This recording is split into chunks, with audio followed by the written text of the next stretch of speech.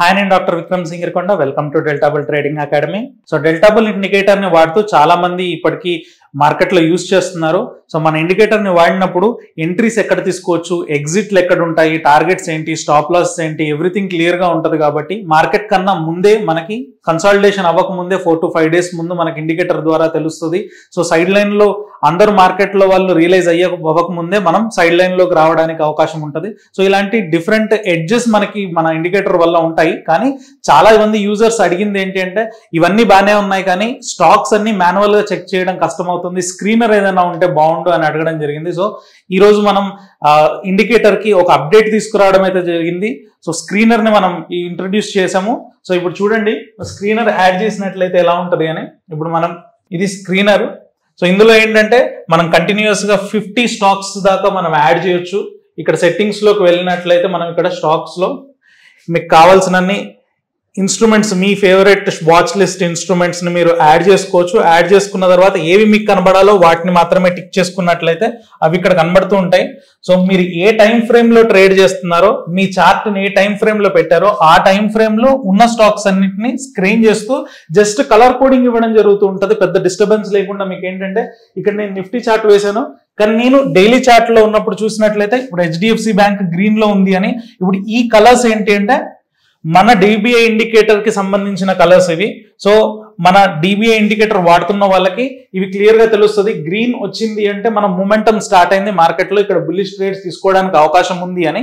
So ఇక్కడ green చూసిన తర్వాత మనం హెచ్డిఎఫ్సి బ్యాంక్ లో గ్రీన్ కనబడుతుంది. సో హెచ్డిఎఫ్సి బ్యాంక్ వెళ్ళాం, హెచ్డిఎఫ్సి బ్యాంక్. సో చూడండి ఇక్కడ గ్రీన్ వచ్చింది, గ్రీన్ లోనే ఉన్నాము. కానీ ఇక్కడ మనం గుర్తుపెట్టుకోవాల్సింది ఏంటంటే, మనకి గ్రీన్ ఆల్రెడీ స్టార్ట్ అయ్యి 1655 దగ్గర మనకి ఎంట్రీ ఇచ్చింది మన ఇండికేటర్. ఇప్పుడు చూసినట్లయితే 1790 దగ్గర ఉంది. Almost 8 to 9 days of complete rally అనేది అయితే మనం ఆల్రెడీ మిస్ అయ్యాము. ఈ రోజే మనం చూసామనుకోండి, ఒక కొత్త యూజర్ గా వచ్చాను, గ్రీన్ చూసాను. సో మొమెంటం ఇంకా ఉంది అనుకున్నాను, లోపలికి వచ్చి చూసినట్లయితే ఆల్మోస్ట్ 8 days ఆఫ్ ర్యాలీ అయిపోయింది కదా. ఇప్పుడు నేను ఎంటర్ అవ్వాలా, వెయిట్ చేయాలా అంటే, మన ఇండికేటర్ ప్రకారంగా 4 days of rally already miss అయిపోయినట్లయితే వెయిట్ చేసి మళ్ళీ గ్రే కోసం వెయిట్ చేస్తాము.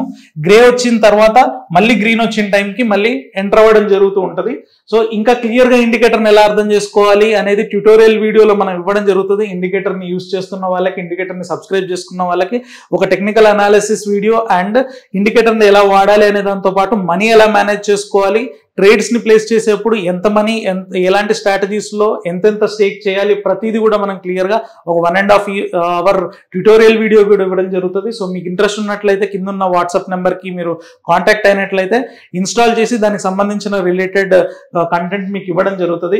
సో ఇక్కడ చూసుకున్నట్లయితే మనం ఈ హెచ్డిఎఫ్సి బ్యాంక్ ఎగ్జాంపుల్ లో చూసామనుకోండి, ఇక్కడ మనకి రెడ్ డాట్ రావడం జరిగింది. మన ఇండికేటర్ లో రెడ్ డాట్ వచ్చింది అంటే మనకి పాజ్ రాబోతుంది ఈ ట్రెండ్ లో అనేది మనకి చెప్పడం జరుగుతూ ఉంటది. సో ప్రతిసారి ఇది జరగాలని చూడండి, ఇక్కడ డాట్ వచ్చిన తర్వాత ర్యాలీ జరిగింది. అదే ఇక్కడ చూడండి, కొన్ని డాట్స్ వచ్చిన తర్వాత పాజ్ అనేది జరగడం జరిగింది. ఇక్కడ చూడండి, ఎగ్జాక్ట్ గా డాట్ వచ్చిన తర్వాత రివర్సల్ కూడా అవ్వడం జరిగింది. సో డాట్స్ వచ్చినప్పుడు మనం జాగ్రత్తగా ఉంటాం. ప్రీవియస్ గా ఇక్కడ తీసుకున్న ట్రేడ్ కి ఇక్కడ either half of the trade book చేసుకోవడం లేదా కొత్త హెడ్జ్ ని యాడ్ చేసుకోవడం లాంటివి చేస్తూ ఉంటాం అనమాట.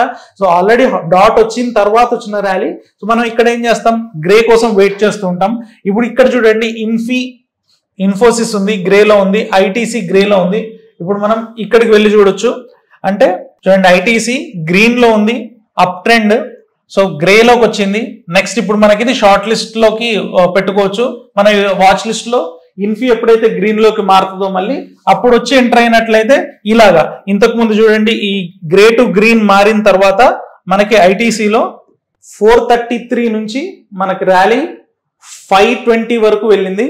సో ఇంత పెద్ద మూవ్ వచ్చింది కదా. సేమ్ అలాగే ఏదైనా నెక్స్ట్ మూవ్ వచ్చినట్లయితే దాంట్లో కంప్లీట్ గా మనం పార్టిసిపేట్ చేయడానికి అవకాశం ఉంటది. కాబట్టి మనకు పక్కన ఇలాగా స్క్రీనర్ కంటిన్యూస్ గా ఉన్నట్లయితే మనం షార్ట్ లిస్ట్ ప్రతి ట్రేడ్ ని చేసుకోకుండా లేదా ప్రతి చార్ట్ ని ఓపెన్ చేసి చూడకుండా మనకి మన ఇండికేటర్ ప్రకారంగా ఎంట్రీస్ అండ్ ఎగ్జిట్స్ ఎలా తీసుకోవాలనేది మీకు ట్యూటోరియల్ లో తెలుస్తుంది. కాబట్టి వీటిని చూసి మనం ఏ స్టాక్ ని వెళ్ళి చూడాలి, ఎంట్రీ కోసం ఎక్కడ చూడాలి అనేది క్లియర్ గా అర్థమవుతుంది.